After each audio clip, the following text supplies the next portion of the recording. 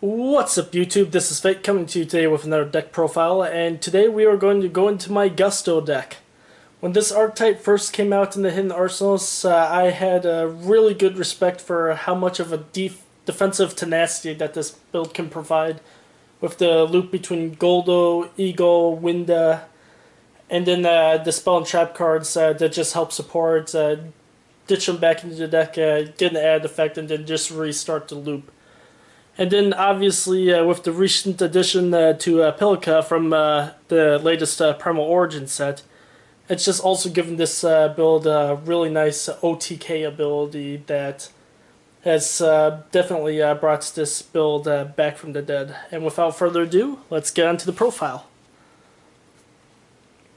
To start things off, what else but the loop? I run triple Gulldo, triple Winda, and triple Egul.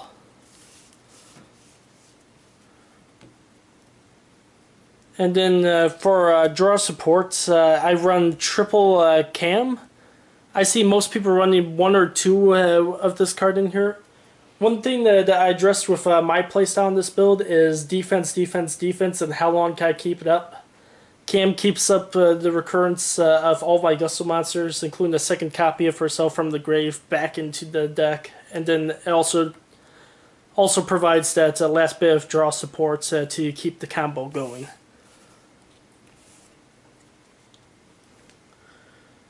And of course, triple Pilica, the one card that fits nicely with Gulldo and the OTK combo. Just go into Reeze after you special summon Gulldo with Pilica, and just start ramming all of your little guys into the biggest monster they have and go for game. For some support monsters, I also play two Serene Psychic Witch.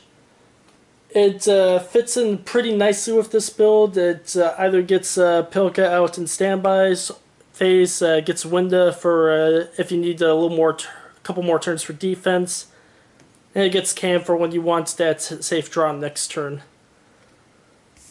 Pretty versatile in this build. And as a final target, it also targets this monster, Reeze, Whirlwind of Gusto.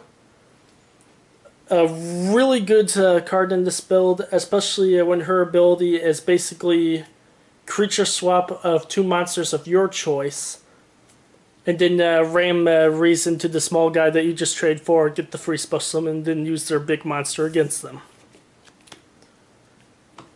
And for the times when the defense does run dry, the get yourself out of jail free card, one Gorz. That's it for the monster lineup. On to the spells. I run triple Pot of Duality because outside the Pilica combo, you don't really special summon right away on your turn. You more special summon with the loop on your opponent's turn, so triple Pot of Duality doesn't really slow that down. I run double contact with Gusto. Pretty good card. Shuffles two Gusto monsters from your graveyard back into the deck to continue that defensive loop, and it wipes out a card on your opponent's field. Double emergency teleport, mainly for the Pilica combo, and there's only one reason why I run two of these. It's because I wish I had a third. Still searching for that third. It's actually pretty hard to find around my locals. But as soon as I get that third in, I'm definitely going to kick out something else to put the third E-Telly into this build. Double MST. Pretty standard there.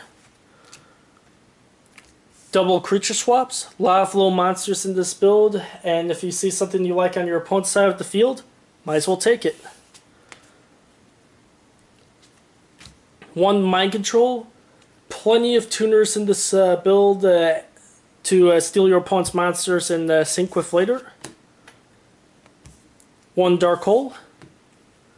And because we do run plenty of psychic monsters and psychic synchros, one miracle synchro fusion for the guy that you're going to be seeing the extra deck later on.